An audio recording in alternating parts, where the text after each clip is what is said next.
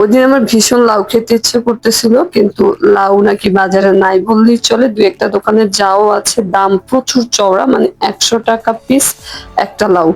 লাউ আমার খুবই ভালো লাগে, তরকারি ভাজি সবভাবে লাউ আমার অনেক পছন্দ। তো ওদিন হঠাৎ করে কেন এত লাউ খেতে ইচ্ছে করতেছিল জানি না। তো লাউয়ের দাম প্রচুর চড়া, কোনো দোকানে লাউ নাই, দু একটা দোকানে যাও আছে, দাম 100 টাকা পিস। এখন আমার কথা হলো, আমার এখন খেতে ইচ্ছে করতেছে, 500 টাকা হলেও আমাকে খেতে হবে। তো সকালবেলা গিয়ে বাসার সামনে বালুর মাঠ থেকে আমি 80 টাকা দিয়ে লাউটা নিয়ে এসেছিলাম। 80 টাকার 10 টাকা এখনো লোকটা পায়।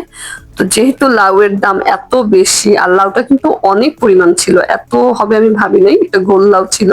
যেদিন লাউটা এনেছিলাম সেদিন লাউ, ছোট লাল আলু আর হচ্ছে রুই মাছ দিয়ে আমি তরকারি রান্না করেছিলাম। এর পরদিন আবার আমার ছেলের জন্য আলাদা করে ঝাল ছাড়া তরকারি রান্না করতে হয়, তাই ওর জন্য লাউ দিয়ে ডাল দিয়ে রান্না করেছিলাম। আর আজকে হচ্ছে লাউ দিয়ে আমি মুরগির মাংস রান্না করতেছি। কথায় আছে না, যেমন দাম তেমনই কাম। তো আমার এই লাউটা আসলে সেটার একটা জলজ্যান্ত প্রমাণ। এই একটা লাউ দিয়ে আমি তরকারি রান্না করেছি, আমার ছেলের জন্য ডাল দিয়ে রান্না করেছি, আবার আজকে মাংস দিয়ে রান্না করতেছি। এই এক লাউ দিয়ে 3 রকমের তরকারি করার পরেও এখন এতখানি লাউ বেঁচে আছে। এই লাউটা দিয়ে আগামীকাল আমি আলু দিয়ে ভাজি করব। তো লাউটা অনেক কচি ছিল, আমি কিনে খুশি, খেয়েও খুশি, তাই আপনাদের সাথে ভিডিওটা শেয়ার করলাম। আর লাউ ছিল অনেক পরিমাণ, যার কারণে আরো বেশি খুশি লাগছিল। আর লাউওয়ালা এখনো আমার কাছ থেকে 10 টাকা পাবে, কারণ আমার কাছে আর খুচরা ছিল না, 70 টাকায় ছিল, তাকে দিয়ে এসেছি।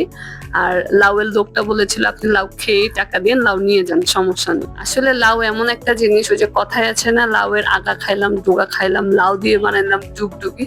আমার ক্ষেত্রে আসলে তেমনটাই ঘটেছে। আর লাউ সবভাবেই কিন্তু খাওয়া যায়, আমার লাউ কিন্তু অনেক পছন্দ। অনেকে তো লাউ দিয়ে দুধ লাউ করেও খায়, অনেকে আবার লাউয়ের বিচিটা ভর্তা করে খায়, অনেকে খোসাটাও ভর্তা করে খায়। খোসা ভর্তা অনেক মজা, আমার আম্মু মাঝে মাঝে করে। লাউ আমার মতো কার কার খুব পছন্দ অবশ্যই জানাবেন। ধন্যবাদ সবাইকে।